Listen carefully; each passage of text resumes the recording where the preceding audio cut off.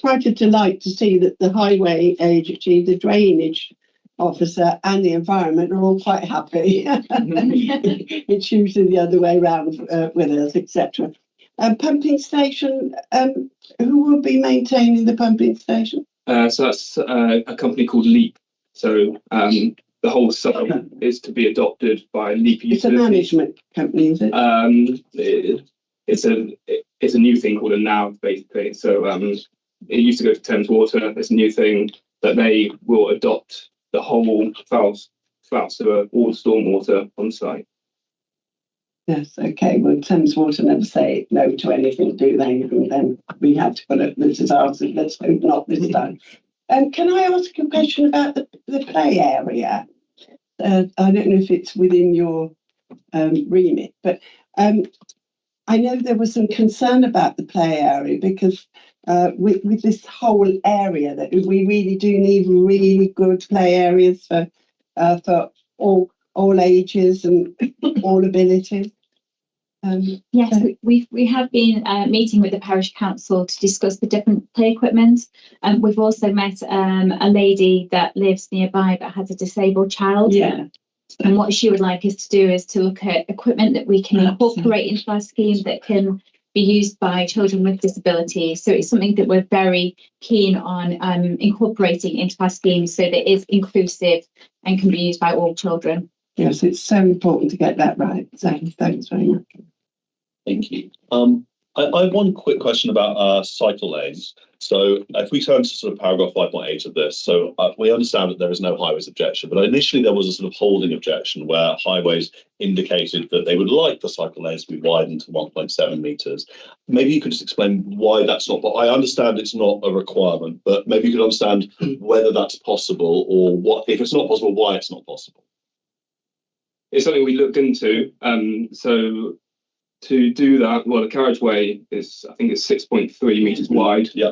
And so to then make the cycleways 1.7, you'd have to take the carriageway down to 5.9. Yeah. And that caused us tracking issues with the buses that have to go through the site. So we've had positive discussion with Highway and they have removed their objection. Understood. Thank you. Any final questions? That's Foxhall. Thank you for coming to see us this evening. I do have a question, and it possibly, this is my first planning committee, so I may be pushing my luck and it may not be within the remit of this meeting. But in relation to Thames Water, it's just been mentioned, and the foul water pumping. In the last couple of months, there has been quite some big context changes in our understanding, and particularly in the Environment Agency's understanding of the problems related to sewage. And in fact, and specifically related to Didcot, Thames Water are saying in their enhancement case for AMP8 that they're looking at a 36% growth in Didcot, of which Valley Park is a significant element, and that Didcot has been identified as a sewage works that is unable to cope and will not be able to cope with that growth, and will only be able to cope with that growth if they put a £99 million investment into the sewage work. So I would like to understand, please, what your understanding of the situation is at Didcot, and specifically also the very recent intervention last month by the Environment Agency at Bayswater Brook in Oxford and the implications for that, because I think as a committee it has implications for our understanding of the kind of conditions we can ask for as well. It might be it might be a better question towards Stuart, okay. Unless you wish to. Their understanding of the situation. Yeah, you can ask their understanding. The outline planning consent, there was two conditions attached to the outline consent, which was to do with surface water and also to do with foul. Yeah. We have submitted full details of our foul strategy to the council, and only yesterday the Environment Agency came back and confirmed no objection on our foul strategy. They are satisfied that we can accommodate that, and we're hoping that that planning condition will be discharged as soon as Adrian gets back from holiday. So that was only yesterday.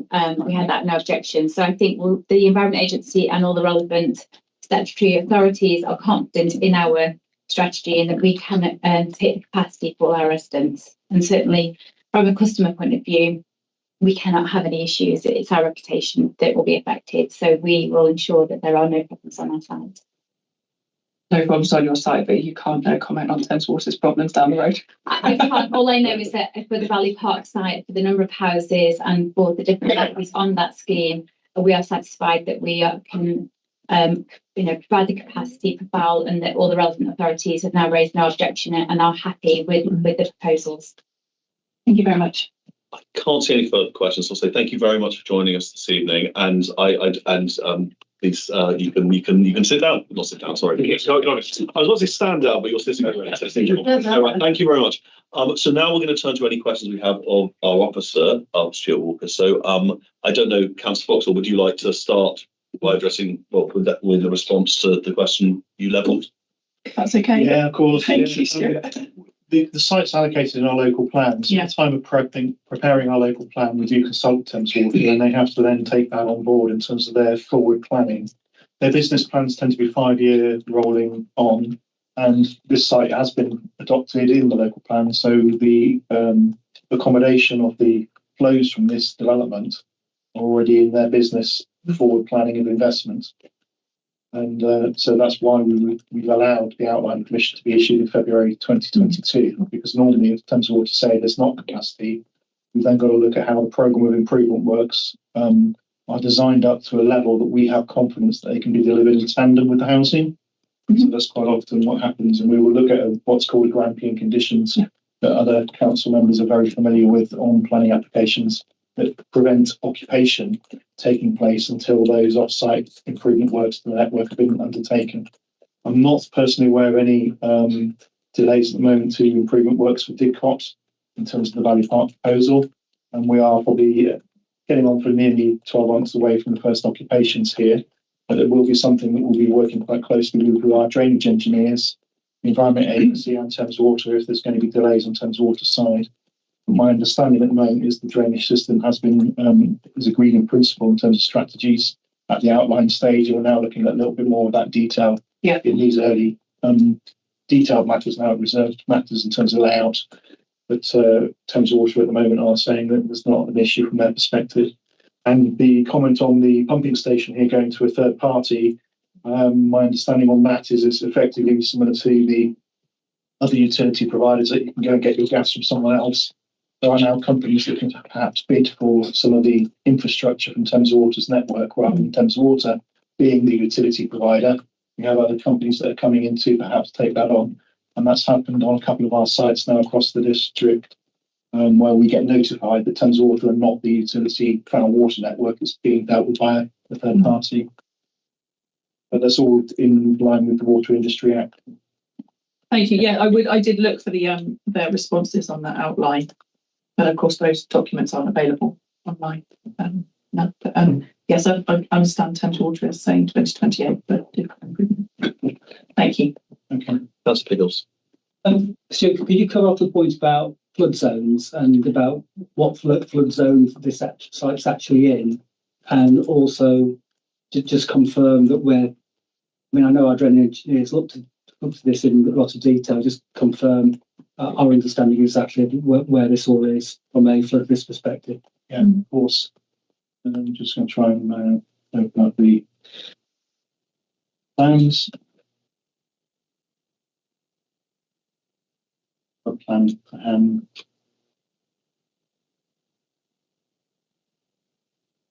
I think I've got a flood zone plan. I can show the network. My understanding from the flood zone, I think, is just outside the red line of the reserve matters to the east of the access road, and then there's a further bit on the west side. I will show you. So, I mean, because I couldn't actually find it myself, that's one of the reasons why I emailed you earlier. Well, Adrian earlier.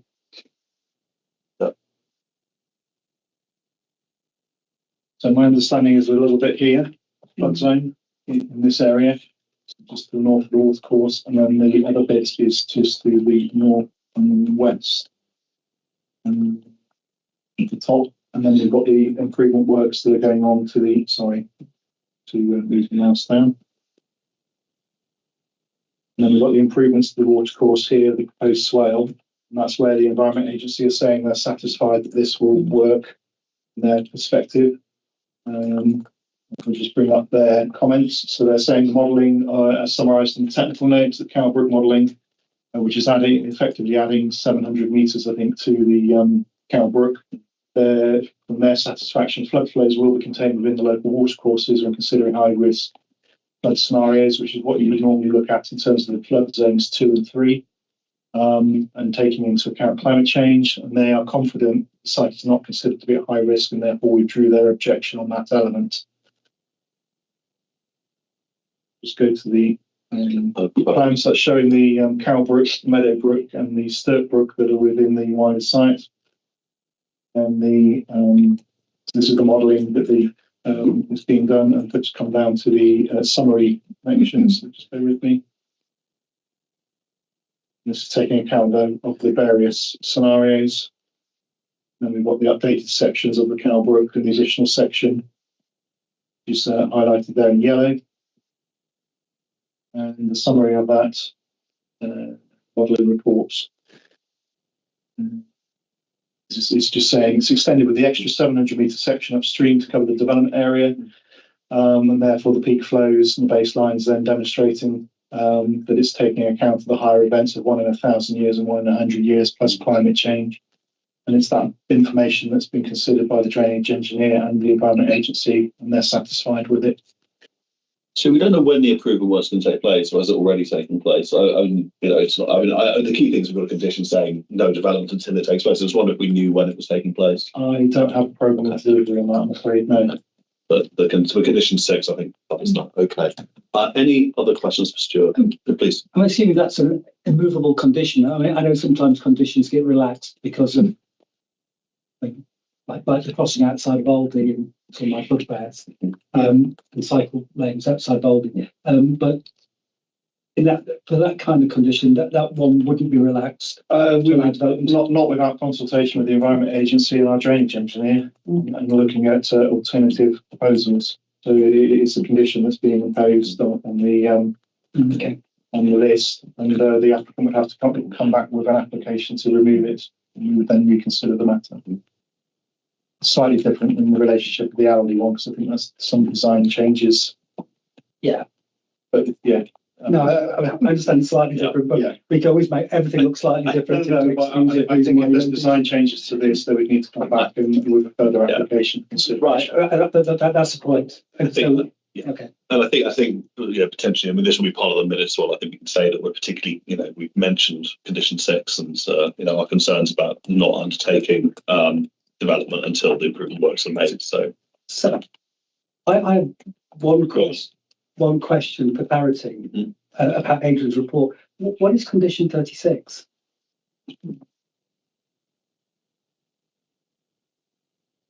Or have I misread that? Maybe it made condition 6. I don't know where does it feature? 21. Yeah. Because I couldn't find condition 36. I think it might be relating back to the outline. Right, okay. All right. I did actually look at the full application. But yeah, condition 36 of the outline permission. Yeah, right. Great. Any further questions for Stuart? In which case, I'm going to suggest we move into debate, and in order to do so, I need a motion. So would someone like to put forward a motion on this application? Councillor Batstone. Yes, I propose that we accept this application. Okay. Do I have a seconder for that? Councillor Horton. Thank you very much. So we have a motion to accept the application with the conditions outlined here. Would anyone, I open the floor to debate. Would anyone like to say anything? Councillor Batstone, would you like to start as a proposer? Yes, I think I had several questions on this application, and I think they've all been satisfactorily answered by the officers and by the developers. So I'm not too happy about the cycle lanes, but I think that's something that we've got to put up with. So overall, I think we have to accept this application. Thank you. Any further debate on this? Councillor Hannah. Well, I think I'll just repeat what I said before, that we've got our three or four major consultees that are all in agreement, and I think that especially our drainage is an issue, and I think all of us, we've really got to home in on anything like this. I'm dealing with something in my own area for Kingsgrove, so I know about putting things into to our streams, etc. That we have to be careful. But I'm confident that our drainage engineers have gone through it and will work. Thank you. Any I'm further never debate? confident 100% about Thames Water. But I'm hoping that everything will all be well. Any further debates? Councillor Vauxhall. Just I think it's really obvious that there's been a huge amount of work gone into this and lots of revisions and in response to comments. And I think this good list of conditions in relation to the concerns that have been raised, particularly by through consultations. Thank you. Anything further? In which case I would suggest we take a vote on this. So we have a motion to accept the officer's recommendation as written, with those two extra conditions. I should probably say, shouldn't I? As written, with those two extra conditions on traffic calming and lighting. Okay. So all those in favour? Those against? Any abstentions? That's unanimous. Thank you very much.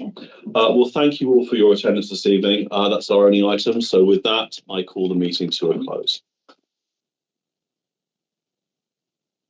That's it.